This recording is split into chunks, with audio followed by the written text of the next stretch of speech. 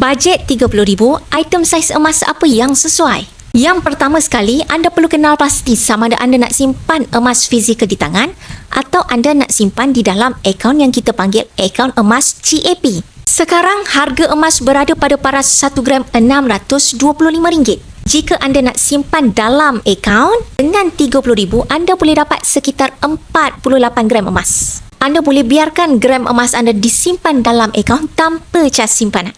Tapi sekiranya anda nak pegang emas fizikal di tangan, anda perlu lihat semula matlamat simpanan anda. Adakah di masa depan anda nak jual secara sedikit demi sedikit atau nak jual sekaligus dalam jumlah yang lebih besar? Saranan saya, sebaiknya fizikalkan kepada item emas fizikal yang kecil-kecil. Anda boleh fizikalkan kepada 2 keping 20 gram emas dan 1 gram emas 8 keping ataupun 4 keping 10 gram emas dan 8 keping 1 gram emas. Kepingan kecil-kecil begini lebih mudah untuk anda jual di masa depan. Anda cuma perlu bayar gold premium charge dan buat temu janji untuk pick up emas anda di cawangan public gold yang terdekat. Jadi yang nak saya bimbing secara percuma, jom klik link di bio.